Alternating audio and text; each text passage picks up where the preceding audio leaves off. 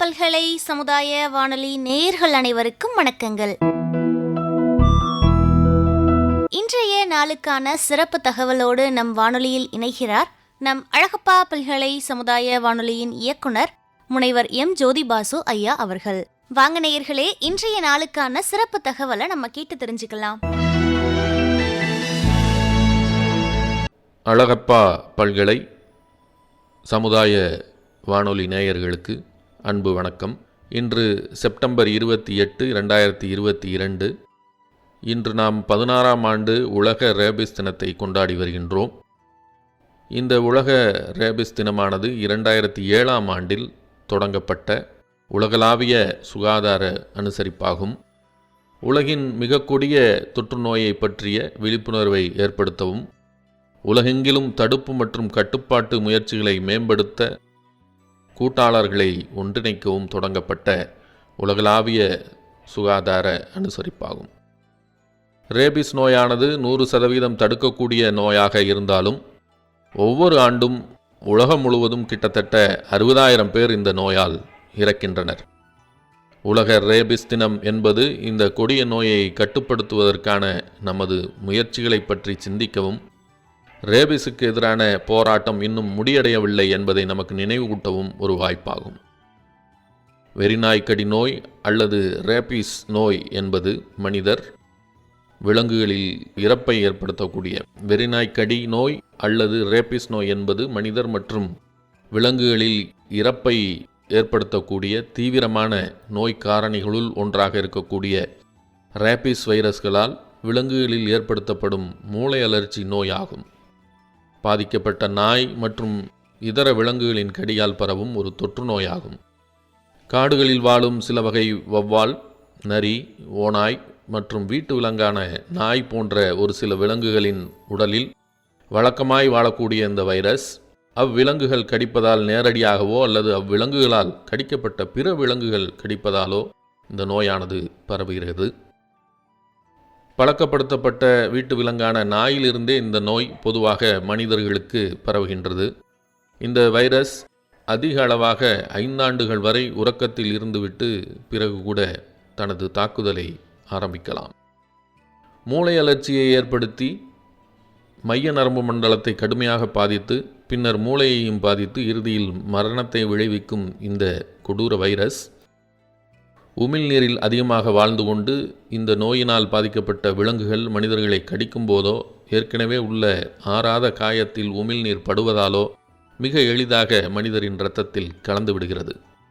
இந்த வைரஸால் தாக்கப்பட்டதாக சந்தேகிக்கப்படும் விலங்கு கடித்துவிட்டால் உடனடியாக நோய் தடுப்பூசிகள் மற்றும் மருத்துவ நடவடிக்கைகளை தொடங்க வேண்டும்.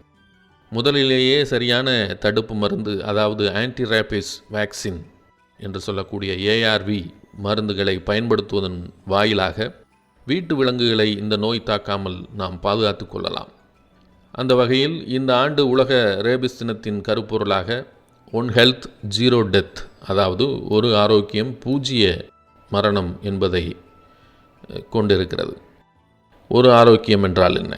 COVID-19 என்று சொல்லக்கூடிய இந்த கொரோனா தொற்று நோய் சுகாதார அமைப்புகளின் அப்பட்டமான பாதிப்புகளை காட்டியுள்ளது. ஆனால் துறைகள் முழுவதும் ஒத்துழைத்தால் என்ன சாதிக்க முடியும் என்பதையும் இது நிரூபித்துள்ளது. ரேபிஸ் கட்டுப்பாட்டு திட்டங்கள் ஒரு ஆரோக்கியத்தை செயல்படுத்துவதற்கு ஒரு சிறந்த உதாரணத்தை இந்த COVID-19 என்கிற ரேபிஸ் கட்டுப்பாட்டு திட்டங்கள் ஒரு ஆரோக்கியத்தை செயல்படுத்துவதற்கு ஒரு சிறந்த உதாரணத்தை கொரோனா தடுப்பு திட்டங்கள் நமக்கு வழங்கியிருக்கின்றன.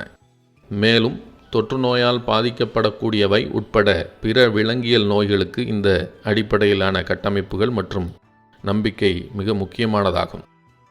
பூஜ்ய மரணம் என்பது என்னவென்றால், உலகில் பழமையான நோய்கள் ஒன்றின் சுழற்சியை உடைக்க தடுப்பூசிகள், மருந்துகள், கருவிகள் மற்றும் தொழில்நுட்பங்கள் ஏற்கனவே நம்மிடம் உள்ளன.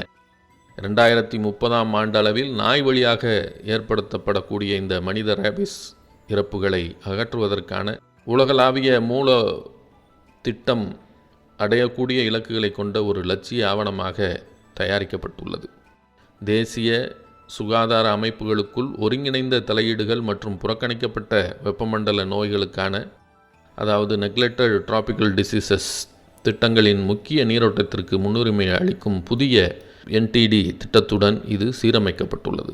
ரேபீஸுக்கான உலகளாவிய உத்தி திட்டம் மற்றும் சாலை வரைபடம் ஆகிய இரண்டிலும் பரிந்துரைக்கப்பட்ட ஒருங்கிணைந்த அணுகுமுறைகள் பொருத்தமானவையாகும். ஏனெனில் அவை தற்போது கொரோனா தொற்று நோயின் பாதிப்பின் போது அனுபவித்த பல்வேறு சவால்களை எதிர்கொண்டு உகந்ததாகவும் ஒத்துழைப்புடனும் இணைந்து செயல்படுவதன் முக்கியத்துவத்தை நமக்கு எடுத்துக்காட்டுகின்றன.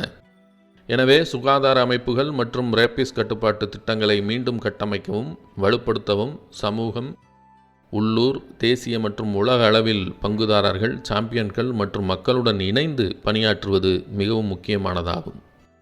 ஒத்துழைப்பதன் மூலமும் ரேபீஸுக்கு எதிராக இயங்கும் படைகளில் இணைவதன் மூலமும் சமூகங்களை ஊக்குவிப்பதன் மூலமும் நாய்களுக்கு வழங்கப்படக்கூடிய தடுப்பூசியை தக்க வைக்க உறுதியளிப்பதன் மூலமும் ரேபீஸ் நோயை முற்றாக அகற்ற முடியும். ஆகவே அன்பு நேயர்களே, விழிப்போடு இருப்போம், ரேபீஸ் நோய் தொற்றை தடுப்போம். நன்றி, வணக்கம்.